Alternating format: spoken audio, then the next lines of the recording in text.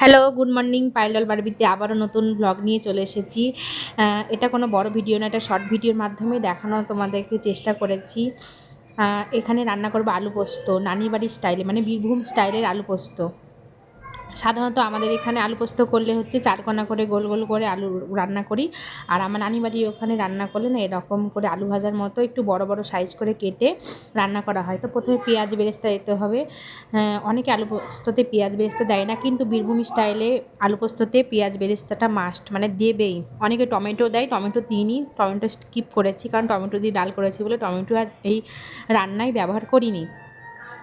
তো এখানে অনেকটাই প্রায় মিডিয়াম সাইজে 3টে পেঁয়াজ নিয়েছি। আর শুকনো লঙ্কা দেবো। শুকনো লঙ্কার পেঁয়াজের মানে যে কম্বিনেশনটার যে স্মেলটা মানে হয় না, সেটাতেই আলু পোস্তটা হেভি লাগে। তো এখানে দেখো কাঁচা লঙ্কা ব্যবহার করিনি, শুকনো লঙ্কাই ব্যবহার করব। আবার পোস্ত বাটার সঙ্গেও শুকনো লঙ্কাটাই বেটে দেবো, কোনো মানে আদার্স কোনো মশলা গুঁড়ো, লঙ্কা গুঁড়ো ব্যবহার করব না। তো এখানে লাল লাল করে ভেজে নেওয়ার পরে অনেকটাই দেখো লাল লাল করে ভেজে নেওয়া হয়েছে। তারপরে না আমি বেরেস্তাটা একটা আলাদা জায়গায় তুলে নেব, যেখানে আলু পোস্তটা রাখবো সেখানটাতেই তুলে নেব। তো তুলে নেওয়ার পরে দেখো এখানে মানে আমার নানি বাড়ি এখানে না আলু পোস্তটা খুব সুন্দর করে। বিয়ের বাড়ি বলো, কোনো অকেশন না আলু পোস্তটা মানে ব্যবহার এদের মাস্ট, মানে রাখেই আলু পোস্তটা। তো যাই হোক, তো সেখানে আমি আজ কালো জিরে ব্যবহার করিনি। কালো জিরেটা কোনো সময় দিই, কোনো সময় দিই না।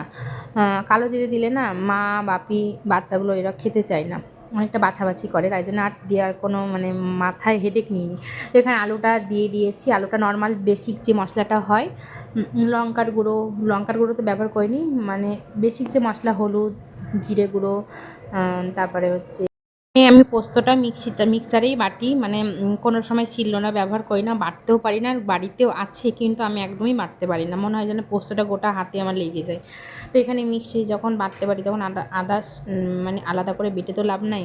তো আমি তোমাদেরকে ভেঙে ভেঙে, যার অনেকেই বলো যে মিক্সিতে আমি বাটতে পারি না, তাদেরকে দেখানোর চেষ্টা করেছি। দেখো কেমন খাপি খাই। প্রথমে যখন মিক্সারে পোস্তটা দেবে তখন না একদম শুকনো করেই বাটি, তখন জল দেবে না। তখন যদি জল দিয়ে দাও তাহলে আমার মনে হয় যে তখন আর গুঁড়ো করা হয় না। তো আমি প্রথমে মানে আর্ধেকটা এমনি বিনা জলেই গুঁড়ো করি, তারপরে গিয়ে যখন জল দিই তখন একদম পেস্ট হয়ে যায়, একদম মিহি পেস্ট। দেখো কোনো রকম কিন্তু দানা দানা কিচ্ছু নাই। অনেকেই বলে দানা দানা হয়, কিন্তু আমার কাছে হয় না। আর পেস্ট করার পরে তখন ওই 4-5টা শুকনো লঙ্কা আমি এখানেই বেটে নেব। তাহলে আলাদা করে যদি ওই লঙ্কা গুঁড়ো কি ব্যবহার করি না, তাহলে কেমন একটা কালার হয়ে যায়। আর কাঁচা লঙ্কা দিই না, কাঁচা লঙ্কা দিলে না কেমন একটা ল্যাটপ্যাটে হয়ে যায় বলে কাঁচা লঙ্কাটাও দিই না। তো যার যেমন রুচি, তাই না?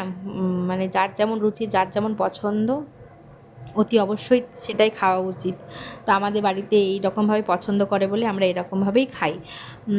আর এখানে দেখো প্রায় অনেকটাই সেদ্ধ হয়ে গেছিলো, তারপরে কিন্তু জল দিয়েছি। জল কিন্তু খুবই একটা বেশি দিইনি, সামান্য যতটুকু দেওয়া ততটুকুই ব্যবহার করেছি। অনেকটা জল দিলে না একদম পোস্তটা একদম পাতলা হয়ে যায়, তখন ভালো লাগে না। তো এখানে দেখো বাটার পর যখন অর্ধেকটা প্রায় সেদ্ধ হয়ে এসেছে আলুটা, তখন কিন্তু বেরেস্তাটা দিয়ে দিব। এত সুন্দর লাগে আর এত সুন্দর একটা গন্ধ বের হয় না, দারুণ লাগে। তো এরপরেই পোস্ত যেই এটা না অনেকক্ষণ একটু দমে রেখে দেবো, যে হয়ে দেখো প্রায় হয়ে এসেছে। পোস্তটা দিব আর কি নামাবো, পোস্তটা দিয়ে কিন্তু অনেকক্ষণ নাড়ার কোনো দরকার নেই। পোস্তটা দিয়েই নামিয়ে দিলে না একদম পোস্তর যে গন্ধটা, যে স্বাদটা পুরোটাই থাকে, পুরোটাই বজায় রাখে।